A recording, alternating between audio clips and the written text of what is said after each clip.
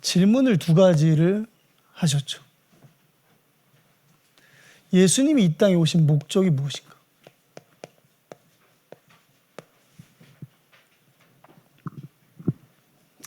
예수님이 이 땅에 왜 오셨죠?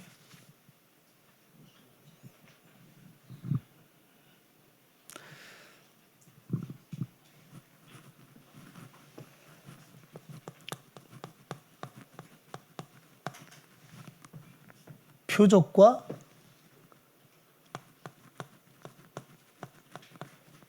목적에 대해서 얘기했어요. 표적은 목적을 향한, 목적지를 향한 표시판이죠. 그렇죠? 우리가 여기에서 강원도를 간다고 했을 때 길을 잘 아는 사람이야 가겠지만 길을 모르는 사람들은 그렇죠. 이정표, 표지판을 보고 따라가겠죠.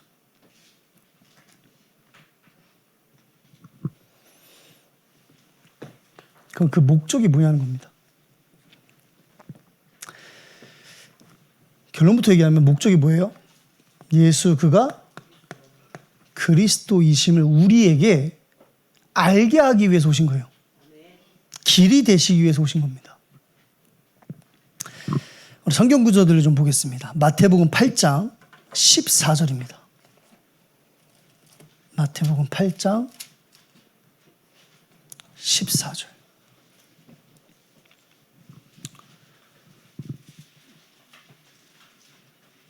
자, 읽어보겠습니다.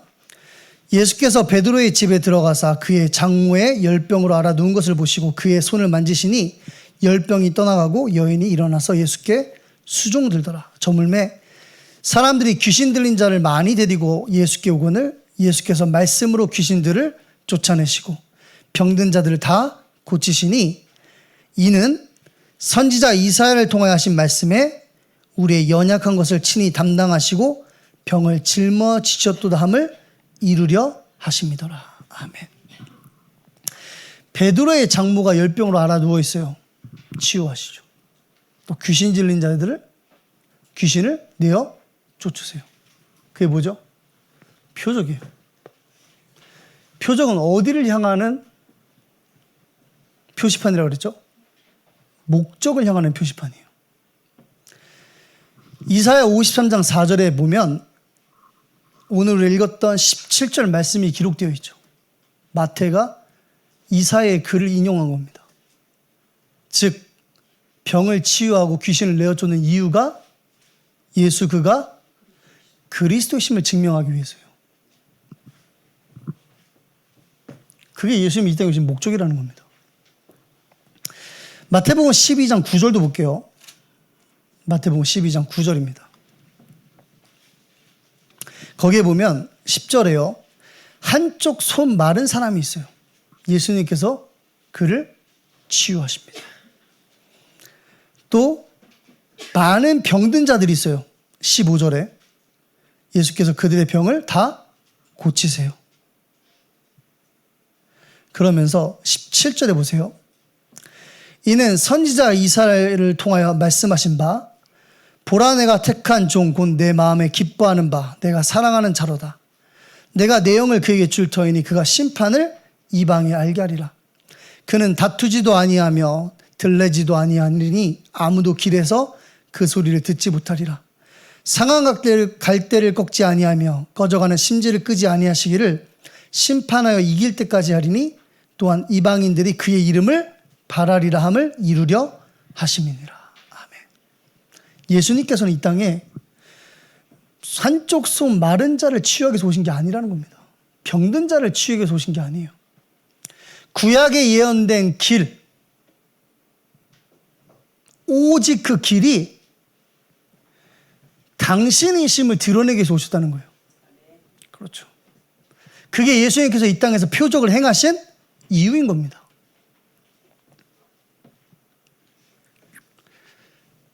우리 마태복음 12장 38절에서 40절까지 한번 볼게요. 자, 읽어보겠습니다. 그때 서기관과 바리새인들 중 몇 사람이 말하되 선생님이여 우리에게 표적 보여주기를 원하나이다. 예수께서 대답하여 이르시되 악하고 음란한 세대가 표적을 구하나 선지자 요나의 표적밖에는 보일 표적이 없느니라.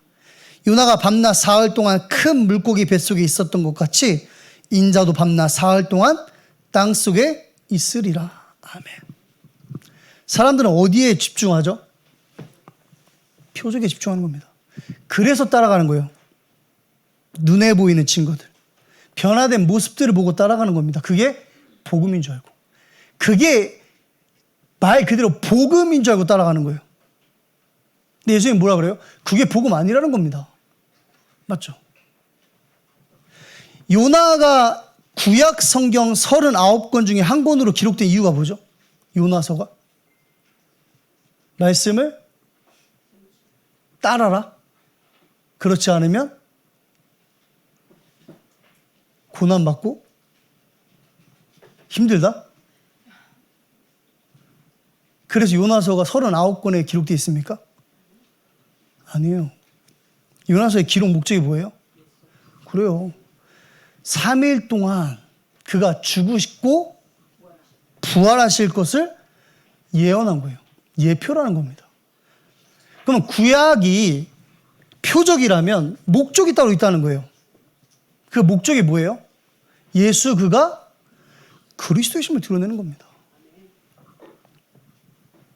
악한 세대는 표적을 구해요. 왜? 그걸로 살 것 같거든. 근데 성경은 우리에게 표적을 이야기하는 책이 아니라는 겁니다. 무엇을 이야기해요? 예수 그가 그리스도이심이 표적의 목적이라고 이야기하는 거예요. 마태복음 12장 28절에서 29절도 마찬가지죠. 28절에 그러나 내가 하나님의 성령을 힘입어 귀신을 쫓아내는 것이며 하나님의 나라가 이미 너희에게 임하느니라. 29절에 보니까 강한 자가 네 인생에 들어가 있다는 겁니다. 그 강한 자가 누구예요? 귀신이에요. 28절에 보니까. 예수님이 이 땅에 오신 이유가 뭡니까? 강한 자를 결박할 권세를 그리스도께서 가지셨음을 증명하기 위해서 오신 거예요. 즉 우리 인생에 다른 것이 필요하지 않다. 우리에게는 예수 그가 그리스도이신 것만 복음이다 라는 것을 전하기 위해서 이 땅에 오셨다는 겁니다. 왜요?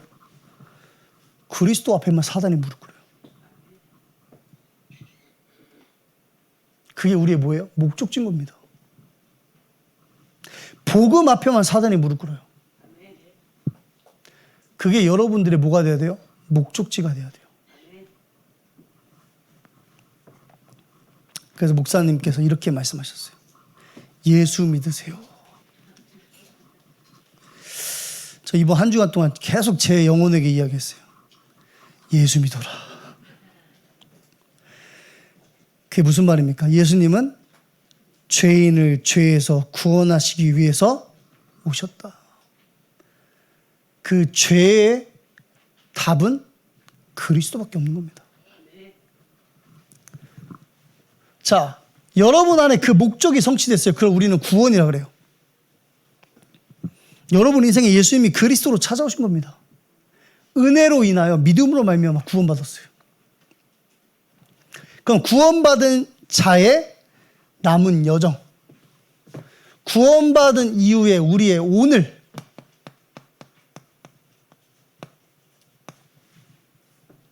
그 여정은 무엇입니까? 그랬죠. 뭐라 그랬어요? 하나님이 준비하신 전무한 응답이 뭐라 그랬어요? 통로라 그랬어요. 구원받은 자의 오늘은요, 여정은요, 하나님이 준비하신 전무한 응답의 뭐예요? 통로예요. 아, 목사님 제 성격이 왜 이렇죠? 그게 통로야. 그렇죠? 그 성격, 그렇게 성격 가진 사람들을 뭐 하라고? 위로하라고. 그렇죠? 성격이 바뀌어버리면 다른 위로해요. 그래서 하나님이 못 바꾸게 하는 거예요. 저도 예수 믿은 지 꽤 오래됐는데 성격이 안 바뀌잖아. 왜요? 제 성격 바뀌어버리면 어떻게 되겠어요? 제가 뭐라고 할 것 같아요? 예수 믿으면 성격이 위로해 주는 겁니다. 현장은 그 위로가 필요하지 않아요, 여러분. 여러분들의 오늘 남은 인생은요, 하나님이 분명 준비하신 응답이 있어요. 그 응답을 이루기 위한 뭐예요? 배경인 겁니다. 그 응답을 이제 사도행전 1장 8절이라고 그러셨죠. 이게 1장 3절에 나와 있는 하나님 나라 일이에요. 예수님이 이 땅에 그리스도로 오셔서 우리 안에 궁극적인 목적을 이루신 겁니다. 무엇으로요? 구원으로. 그럼 구원받은 저와 여러분들이 이 땅에 살아가면서 오늘이라는 여정 가운데서 어떤 목적을 놓고 살아가야 되냐는 거예요. 그게 뭐죠? 하나님 나라 일이에요. 내게 임한 하나님의 은혜를 간구하는, 찾고 있는 그 현장에 가서 그 하나님의 은혜를 가지고 뭐 하는 거예요? 위로해 주는 겁니다. 그렇죠. 즉 전도와 선교를 이야기하는 거죠, 사실은.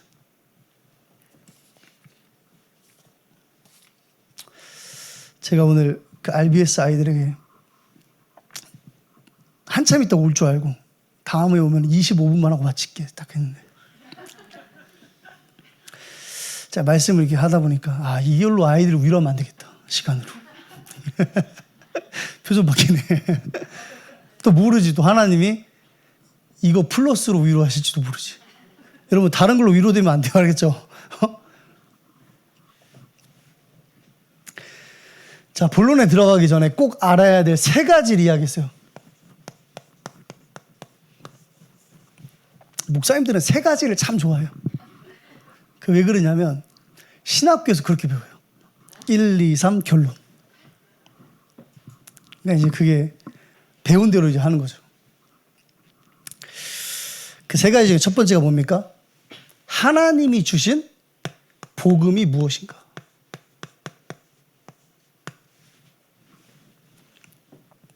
로마서 1장 16절 보겠습니다. 로마서 1장 16절입니다.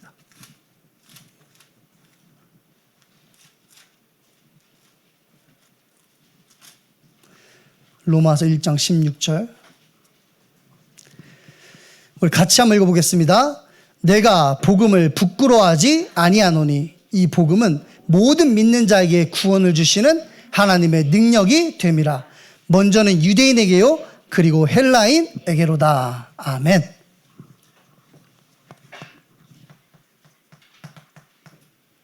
믿는 모든 자에게 뭐가 되는 거예요? 하나님의 능력이 되는 겁니다.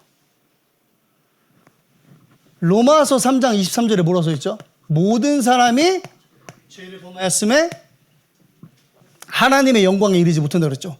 모든 사람이 죄인인 겁니다. 그런데 복음이 뭐예요? 믿는 모든 사람에게 뭐가 돼요? 하나님의 능력이 되는 거예요. 그게 복음인 겁니다. 예수를 그리스도로 믿는 그 순간 어떻게 돼요? 구원받는 겁니다. 맞죠? 그게 복음인 거예요. 여러분, 하나님의 능력이 그리스도예요. 그래서 능력을 구하면 안 돼요. 다른 복음을 구하면 안 되는 겁니다. 하나님의 능력이 복음이에요. 그 복음이 여러분 안에 임한 겁니다. 로마서 1장 17절이죠.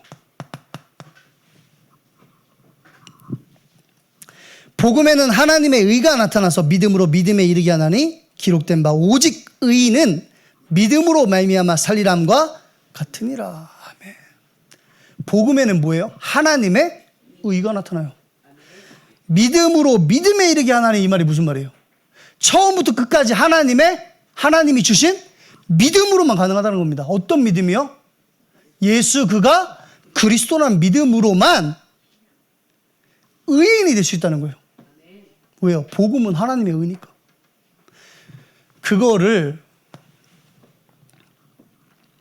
요한복음 14장 6절에요. 내가 곧 길이요 진리요 생명이니 나로 말미암지 않고는 아버지께로 올 자가 없느니라. 나를 하나님 앞에 세울 수 있는 유일한 믿음이 예수 그가 그리스도심을 믿는 거라는 겁니다. 그 믿음만 나를 하나님 앞에서 뭐라 그래요? 의롭다 하시는 거예요. 여러분들은 의로운 자인 겁니다. 누가 뭐래도 여러분들 의로운 자예요. 아니에요? 맞아요. 누가 뭐래도 여러분들은 의로운 자인 겁니다. 로마서 3장 20절이죠.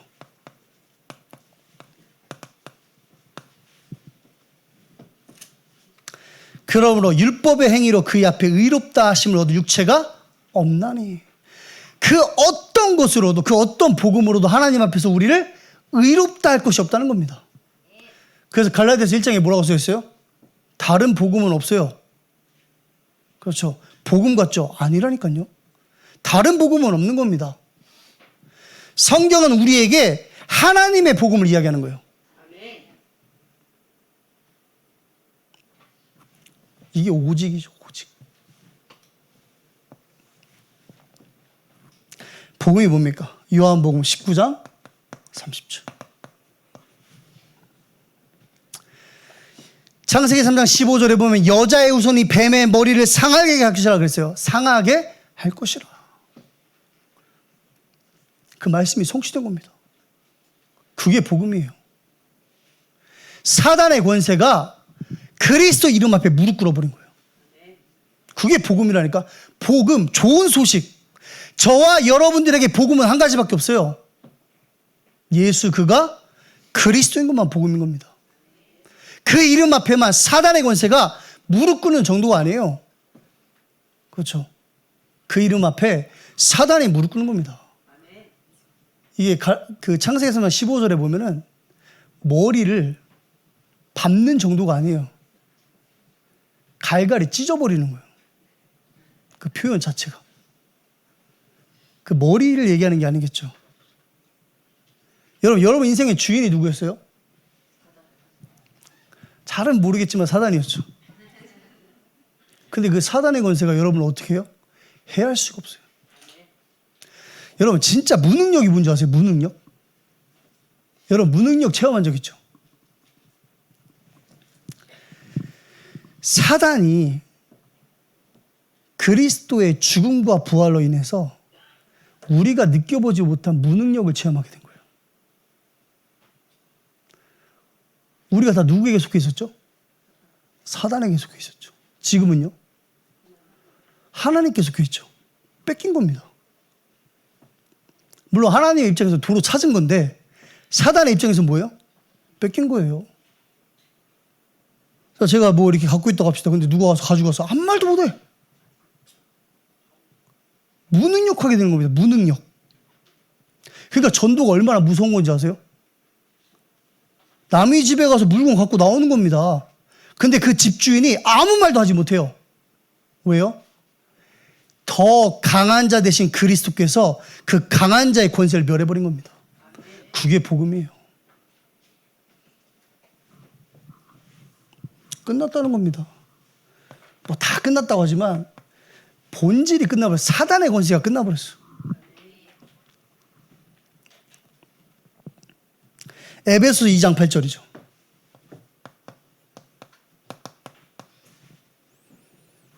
에베소 2장 8절에 보면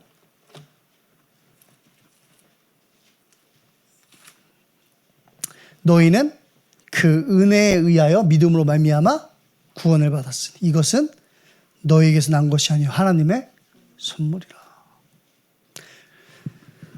이게 뭐예요? 이게 복음인 겁니다. 자, 그럼 두 번째가 뭐였죠? 똑같은 말이죠. 하나님이 목적이 우리 안에 이루어진 게 구원이에요. 하나님의 복음이 나의 복음이 된 것이 뭐예요? 구원이에요. 그거를 신분이라고 그래요.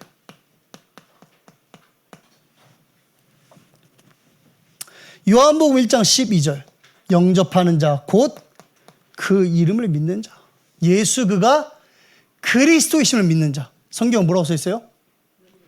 하나님의 자녀가 되는 권세를 주셨대요. 권세. 위에서 내려오는 권세. 위에서 내려오는 힘을 권세라고 그래요. 하나님이 주시는 겁니다. 그래서 그 누구도 빼앗아갈 수가 없어요. 여러분, 제가 여러분한테 뭐 주면요, 다른 사람이 가져갈 수 있어요. 하나님이 주신 것은 그 누구도 가져갈 수가 없는 겁니다. 그렇죠? 그게 여러분들의 뭐예요? 신분이에요. 그래서 그 사람을 뭐라 그래요? 고린도후서 5장 17절. 이전 것은 지나갔으니 보라, 새 것이 되었도다. 새 사람을 입어버린 거야. 옆 사람 한번 보세요. 새 사람으로 보이세요? 보지도 않고 새 사람으로 보여요?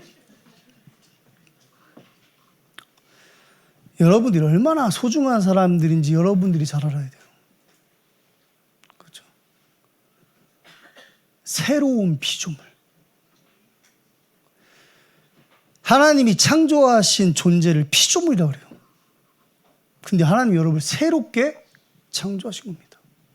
그렇죠. 너는 내 아들이라. 오늘날 내가 너를 낳았도다. 그랬어요. 딸이라고 안 해서 좀 서운하세요? 갈라디아서 2장 20절이죠. 여러분들의 신분이 뭡니까? 그리스도와 함께 죽고 부활한 자예요. 내가 주인 같아요? 아니에요. 그리스도가 여러분들의 주인인 겁니다. 얼마나 즐겁습니까?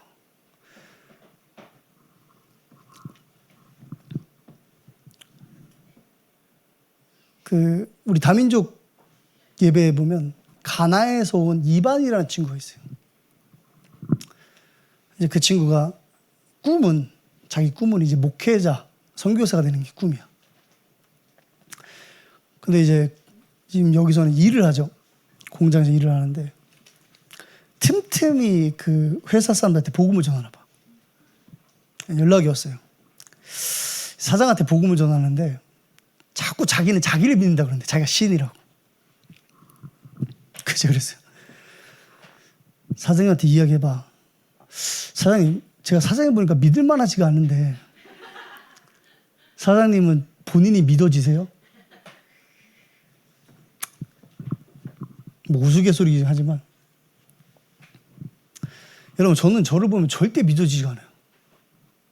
봐봐요. 제가 RBS 애들한테 약속한 것도 못 지키잖아. 지키려고 노력하고 있어, 동이야. 주먹으로 이렇게 하지 마. 지키려고 노력 중이야, 지금. 여러분, 제가 어떻게 제 자신을 믿습니까? 제 말도 못 지키는데. 안 그래요? 그냥 나를 믿는다고? 그러니까 하나님 어떻게 버려요? 주인 되시겠다는 거예요. 하나님이 우리 인생을 주장하시겠다는 겁니다. 그게 신분이에요. 하나님이 함께하는 자. 여러분, 어떤 위로가 필요하세요? 저는 이번 한 주간 동안에 이걸로 위로받았어요. 하나님이 나와 함께 하시는구나. 그게 위로인 겁니다. 하나님이 함께 한다니까? 다른 위로가 필요하세요? 하나님이 나와 함께 하시는데, 하영아? 하나님이 함께 하는 겁니다, 여러분. 그렇죠.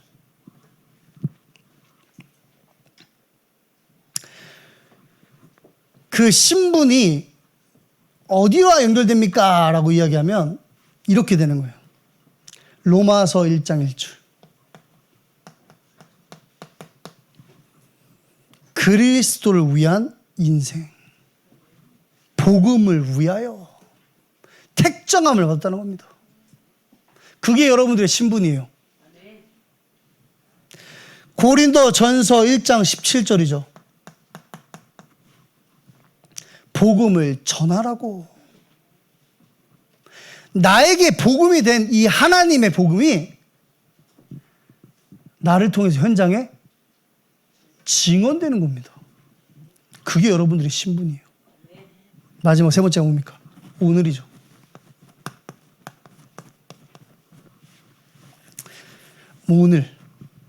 오늘 하루만이겠습니까? 우리 인생 전체겠죠. 아까도 이야기했지만 우리의 오늘은 뭐라고요? 전무한 응답의 통로다. 그래서 말씀 딱 붙잡아야 돼요. 어떻게 붙잡아요? 이렇게 붙잡는 겁니다.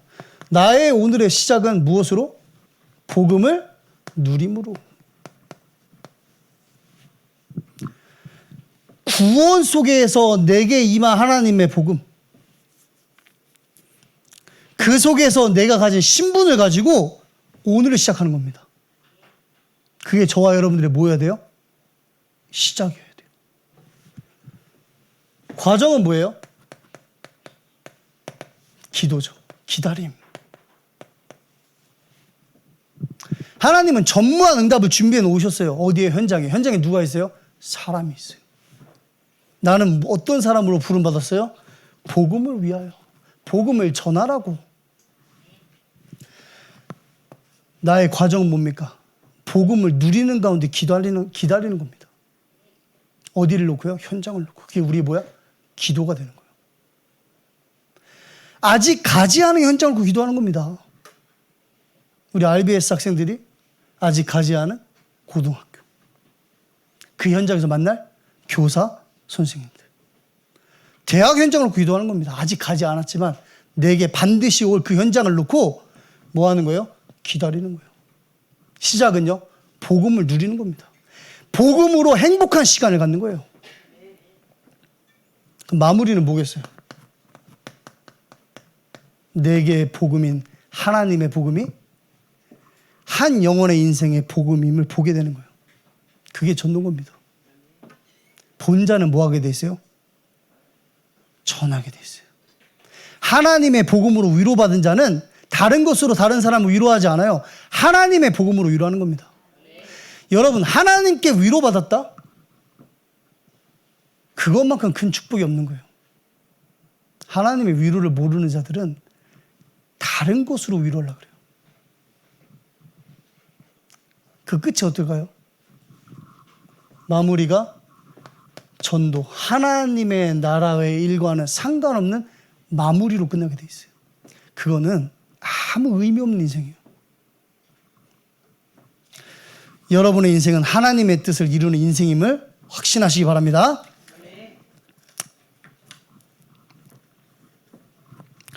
여러분, 지금 당한 상황 속에서, 환난 속에서 하나님의 위로가 필요하죠. 오늘 속에서. 왜 그렇죠? 지금 강단에 자꾸 사람의 위로 말고 필요하지 않아. 하나님의 위로가 필요해. 자꾸 얘기하잖아요. 여러분도 그거 인정하십니까? 난 하나님의 위로가 필요한 자야. 왜요? 뭐 그런 거 질문해, 그지? 다 아는 건데 서로 이렇게. 했던 말이지 하지만 여러분들의 오늘에요 원인이 하나님이기 때문에 그래요. 그래서 다른 위로가 필요한 게 아니에요. 여러분들이 만약 환난 속에 있다면 그 환난의 원인이 하나님인 거예요. 근데 어떻게 사람의 위로를 받고 그 하나님이 원인들의 환난에서 위로를 받을 수 있습니까? 우리가 마귀 자녀라면 마귀가 원인이겠지. 그럼 세상의 방법으로 위로받는 게 맞는 겁니다. 그게 세상 풍속을 따르고 공중의 권세 잡은 자를 따르는 것이 지극히 정상적이라는 거예요. 근데 저와 여러분들은요, 하나님의 자녀잖아요. 하나님이 주인이잖아요. 그럼 나의 오늘 속에 하나님은 주인 아닙니까? 하나님이 주인인 겁니다. 그 말은 하나님이 여러분들의 오늘과 남은 인생 속에 원인이시라고 이야기하는 거예요. 하나님이 원인이니까 누구의 위로가 필요합니까? 하나님의 위로가 필요한 거예요. 위로는 어디서 오는 게 위로예요? 위에서 오지. 위로잖아. 아래에서 안 오잖아. 그치?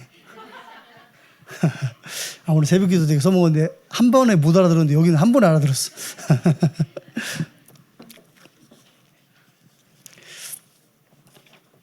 감사합니다. 자, 본문입니다.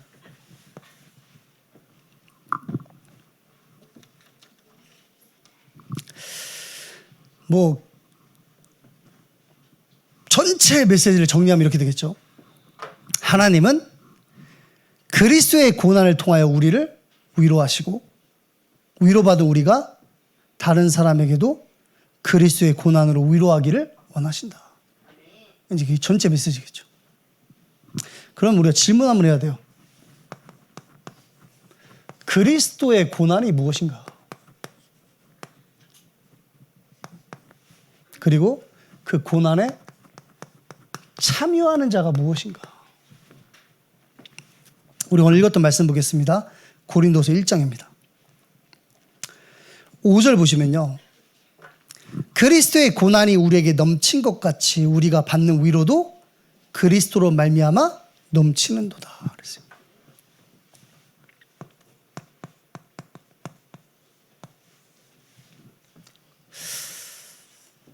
이게 이제 쉽게 얘기하면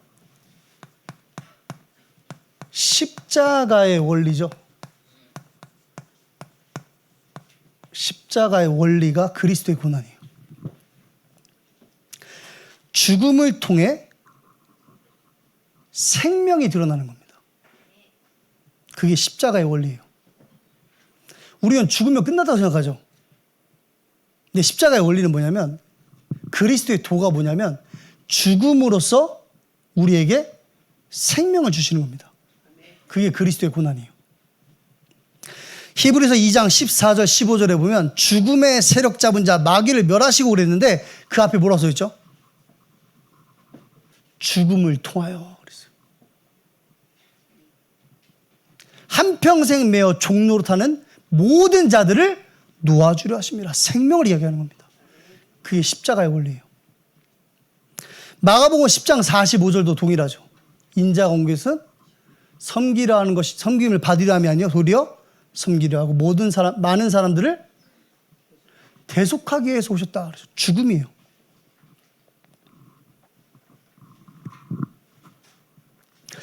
이 뭐 우리가 다 아는 말씀이지만 마가복음 10장 45절에 예수님이 섬김을 받으려 오지 않고 섬기려 했다. 그래서 우리도 다른 사람을 섬겨야 된다라고 이야기하죠. 굉장히 좋은 해석이에요. 그죠? 말이 되는 해석이니까. 그럼 어떻게 돼요? 죽어야 돼요. 그것도 굉장히 좋은 해석이에요. 그렇잖아요. 나를 죽이는 거지. 나를 드러내지 않고 복음을 드러내니까.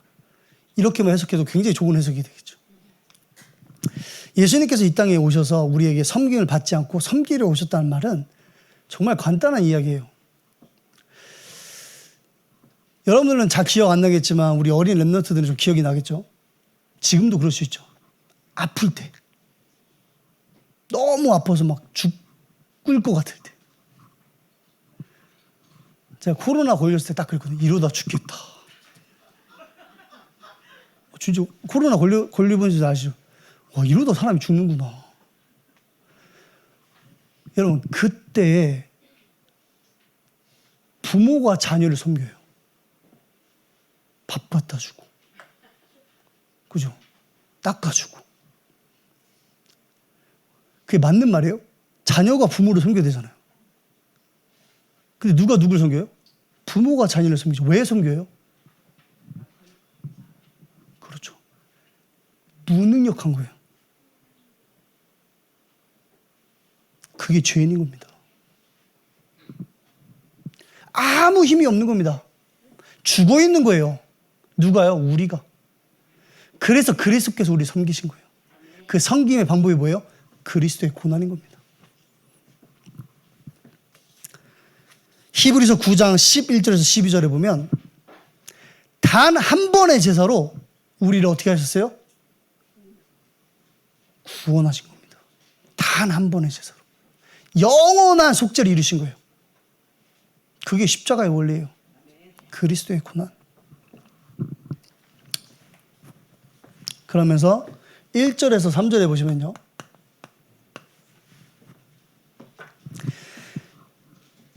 하나님의 뜻으로 말미암아 그리스도 예수 사도된 바울과 형제 디모데는 고린도에 있는 하나님의 교회와 또 온 아가에 있는 모든 성도에게 하나님 우리 아버지와 주 예수 그리스도로부터 은혜와 평강이 있기를 원하노라.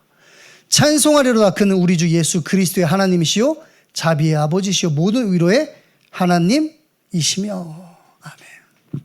2절까지만 볼게요. 하나님의 뜻으로 우리를 부르신 겁니다. 뭐 하라고요? 아가야에 있는, 고린도는 아가야 지역에 있는 그 수도죠, 수도. 그러니까 아가야라는 그 지역에 있는 모든 성도에게 하나님의 뜻을 전달하라고 하나님이 우리를 부르신 거예요.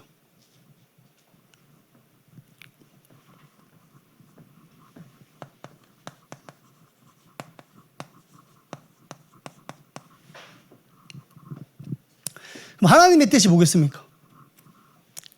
그게 3절에 위로예요, 위로. 그들을 뭐 하라고요? 위로하라는 겁니다.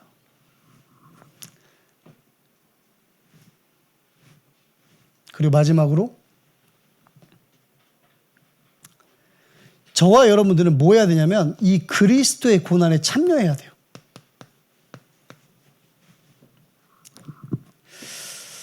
우리 고린도전서 11장 한번 보겠습니다. 고린도전서 11장 23절입니다. 고린도전서 11장 23절.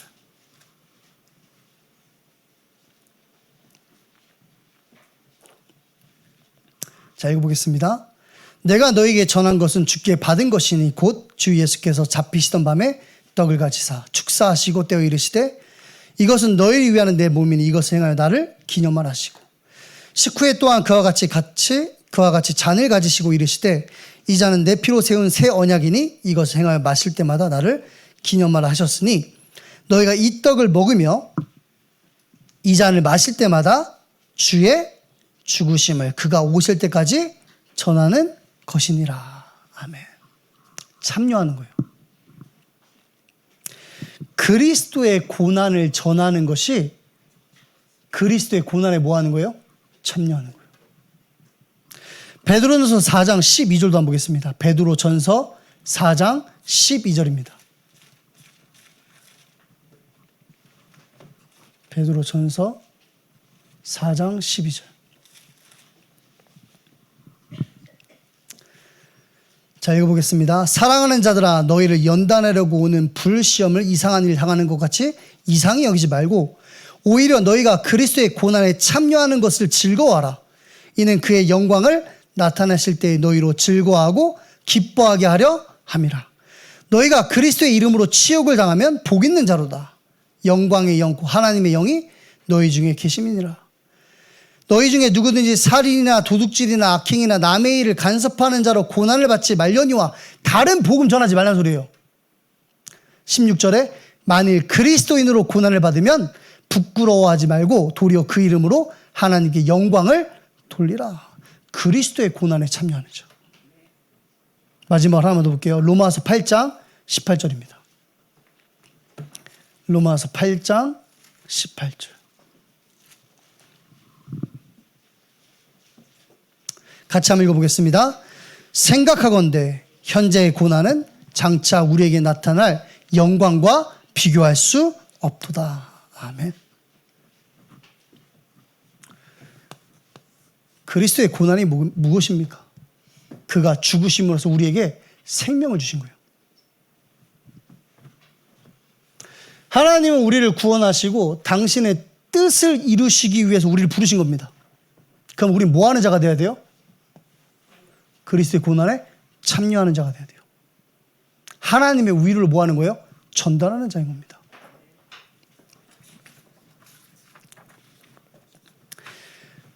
이 참여에서 오는 뭐예요? 확신이에요. 확인이죠, 확인. 확신. 가장 먼저 나로부터 확신되고 뭐 해야 돼요? 현장에서 확인돼야 돼요. 고린도서 1장 8절에서 9절입니다. 오늘 본문 말씀이죠. 형제들아 우리가 아시아에서 당한 환난을 너희가 모르기를 원하지 아니하노니 힘에 겹도록 심한 고난을 당하여 살 소망까지 끊어지고 우리는 우리 자신이 사형 선고를 받은 줄 알았으니 이는 우리로 자기를 의지하지 말고 오직 죽은 자를 다시 살리시는 하나님만 의지하게 하려 하심이니라. 아멘. 뭐예요? 참 위로죠.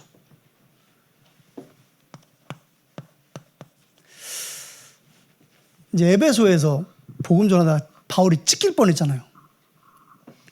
이제 그거를 이제 이 아시아에서 당한 환란이라고 해석하는 경우들이 많은데, 뭐 바울이 그 정도만 당했겠습니까?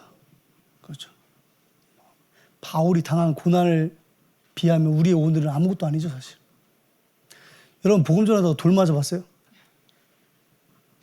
전 그 죽음의 문턱까지 간 적 있어요, 복음 전하다가. 이제 전도사였나? 미국에서 이제 시카고 대학 가가지고 복음 전하는데, 내가 이제 막 복음을 전하니까 내 목소리가 크잖아요. 막 복음 전하고 이 사람이 갑자기 와! 그러는 거야. 그럼 막 뛰어오는 거야, 나한테 주길로.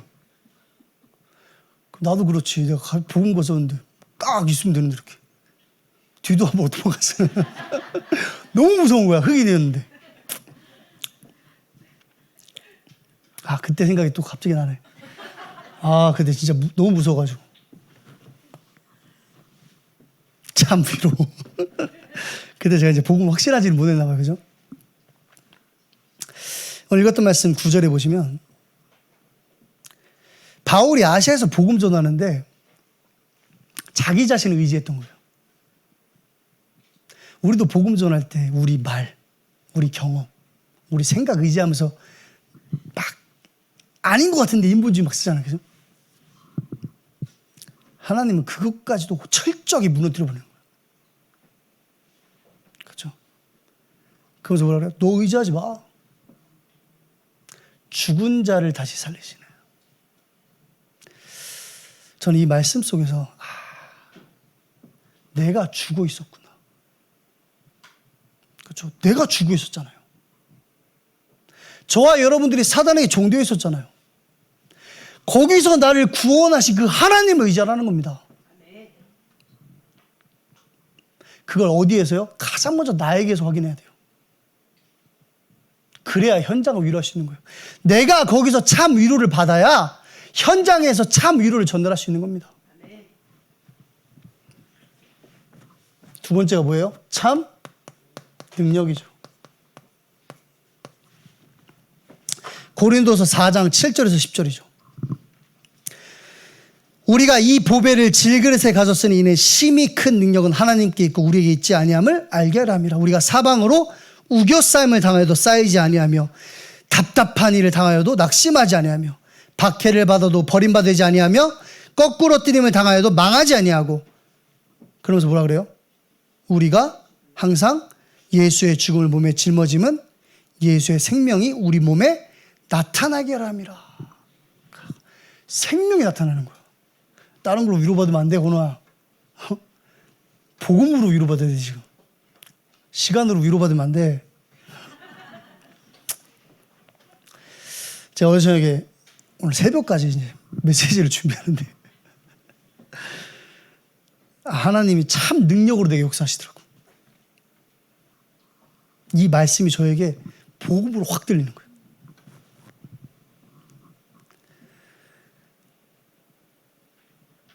이 보배를 질그릇에 가졌으니 이는 심히 큰 능력은 하나님께 있고 우리에게 있지 아니함을 알게 하람이라. 와, 하나님이 진짜 알게 하시더만. 내가 도저히 할 수 없다는 것을 하나님이 인정하게 하시는 거예요.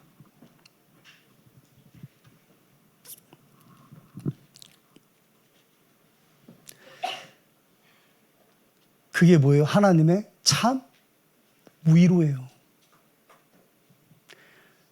내가 메시지 준비가 잘 된다고 생각해봐. 맘만 먹으면 메시지 막 만들 수 있어.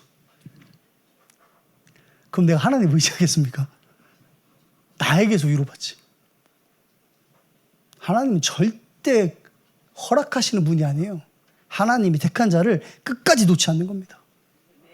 그게 여러분들의 오늘이라고 이야기하는 거예요. 마지막으로 고린도 후서 12장 1절에서 10절이죠. 참 은혜.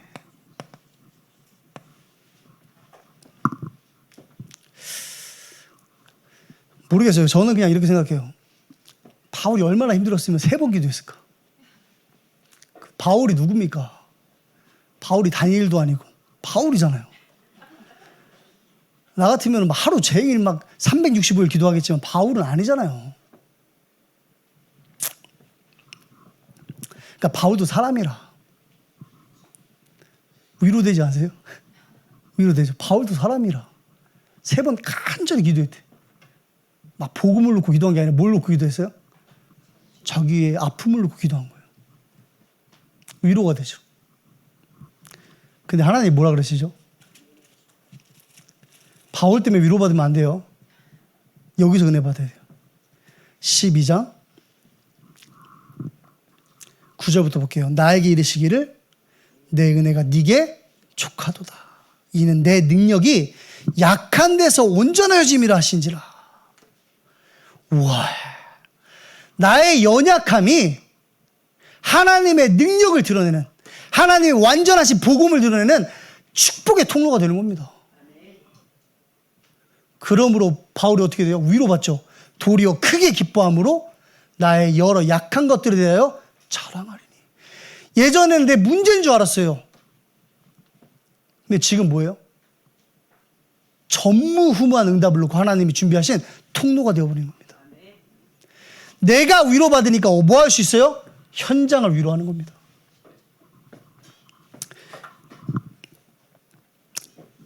딴 것도 하나 준비했는데 이거 하면은 애들 기절할 것 같아가지고. 자, 우리 성경 구절 두 개만 볼게요. 2개만. 제가 이거 너무 은혜 받아가지고 여기서 꼭 하고 가려고. 여러분들도 같이 이 말씀 붙잡으면 좋을 것 같아서. 이사야 40장입니다. 이사야 40장 1절에 3절.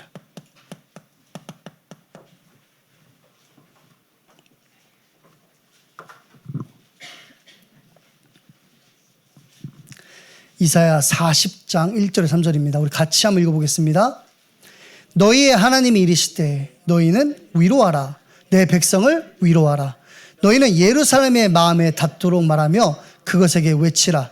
그 노역의 때가 끝났고 그 죄악이 사함을 받았느니라. 그의 모든 죄로 말미암아 여호와의 손에서 벌을 배나 받았느니라 할지니라 하시니라. 외치는 자의 소리여 이르되 너희는 광야에서 여호와의 길을 예비하라.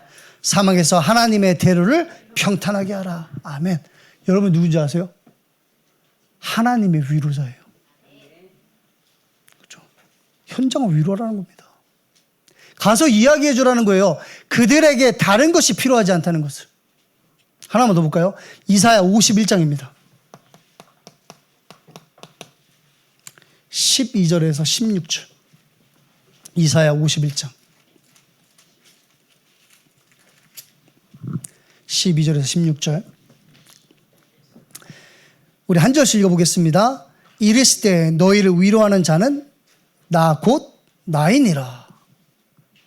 다시 한번 읽어볼게요. 이르시되 너희를 위로하는 자는 나 곧 나이니라.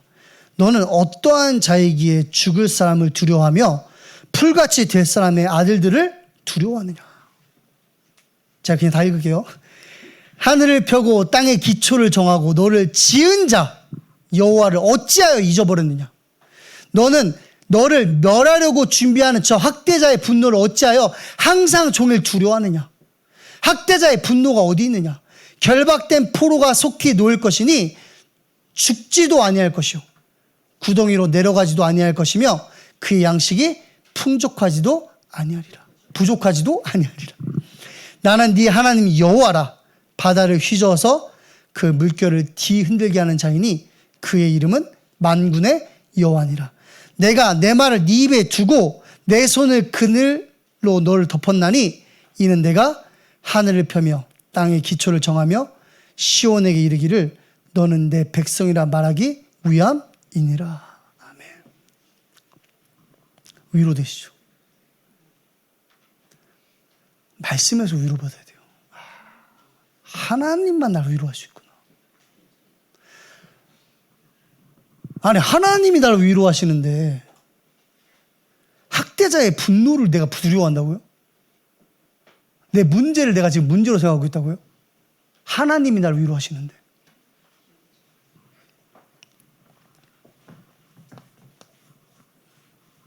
하나님의 위로를 받는 자는 뭐 할 수 있다고요? 현장을 위로할 수 있는 겁니다. 자, 이제 끝났어요. 마지막 한 번. 모델이죠. 위로자의 모델. 요셉 이야기했어요. 요셉. 요셉에게 말씀 주시죠. 요셉이 그때 뭘 깨달아요? 하나님의 위로를 깨닫는 거예요. 가정 환경이 아닌 겁니다. 여정 속에서도 마찬가지예요. 어떻게 알아요? 요셉이 죽을 때 했던 유언을 보면 알아요. 그가 마지막에 죽으면서 뭐라 그래요? 반드시 여호와께서 너희를 이끌어내시리니.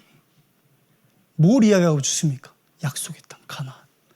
그가 그 평생을 붙잡고 살아왔던 말씀을 마지막 유언으로 남기는 겁니다. 어디에서 위로받았다는 소리예요? 하나님의 말씀에서 위로받은 거예요. 어떤 말씀이요? 세계복음화. 그리스도가 오셔야 될 이유. 그리고 뭐 하죠? 하나님의 말씀으로 위로받은 요셉은 그 형들과 후대, 애국과 전 세계를 위로하는 겁니다. 한 명만 더 볼게요. 바울. 요셉과 바울이죠. 유라굴라 광풍을 만나요. 사도행 27장 20절에 보면 구원의 소망마저 끊어졌다 그랬어요. 그러니까 바울은 참 살 소망이 많이 끊어지는 사람이야. 그때 하나님께서 바울을 위로하시죠. 뭐라고 위로하시죠? 바울아, 두려워하지 말라. 네가 가이사 앞에 서야 하리라. 내가 풍랑을 멈추게 해줄게 라고 위로하지 않는다는 겁니다. 그렇죠. 하나님의 목적, 그리고 나의 여정 속에 하나님이 이뤄나가실 하나님의 뜻을 놓고 말씀을 주시겠다는 거예요. 그게 저와 여러분들 뭐가 돼야 돼요? 위로가 돼야 돼요. 맞지? 그 이야기하잖아요. 여러분들이요, 안심하라. 나는 내게 말씀하신 그대로 되리라고 하나님을 믿노라.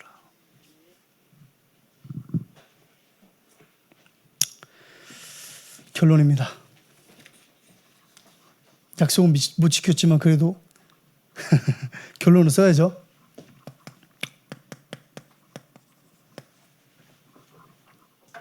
미션 얘기해서 개인에게 주시는 미션.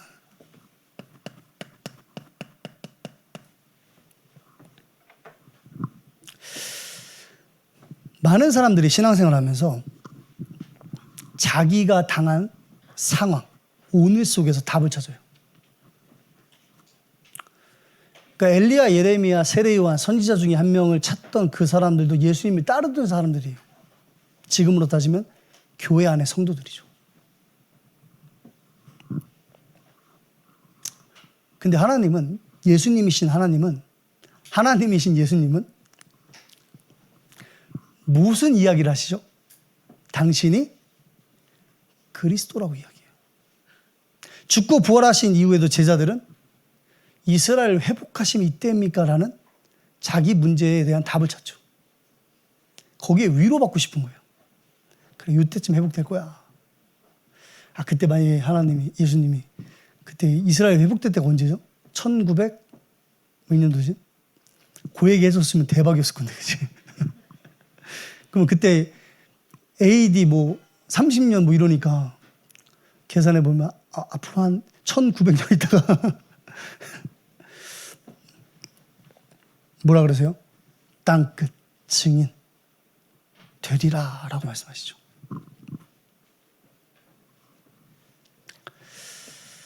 여러분들의 오늘은 과거가 축적된 거예요. 그렇죠. 우리의 본론적인 과거는 사단의 자녀였어요. 근데 구원받았죠. 과거는 끝난 겁니다.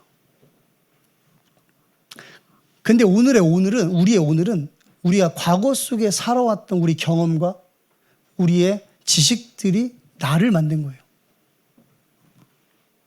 그러면 나의 오늘은 뭐죠? 하나님께서 하나님의 위로를 전달하기 위해서 빚어놓으신 거예요. 나의 오늘은. 그럼 우리의 미래는 뭐겠습니까? 하나님의 의도하심이, 하나님의 뜻이 이루어지는 것이 우리 미래겠죠. 그래서 저와 여러분들이 이번 한 주간 동안 미션, 개인의 미션을 딱 붙잡으면, 이거 붙잡으면 돼요.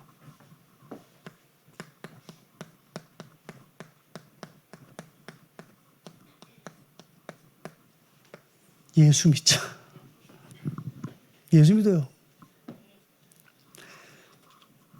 우리가 지금 사실 오늘 메시지 딱 제가 원래 이렇게 하려고 그랬어요. 딱 올라와서 예수 믿으세요! 그리고 내려오라고 그래, 사실은. 근데 이제 그러면 이제 그래도 샤워도 하고 세수도 하고 교회 왔는데 여러분 한번 이번 한 주간만이라도 예수 믿어보세요. 사실 진짜 믿는 겁니다.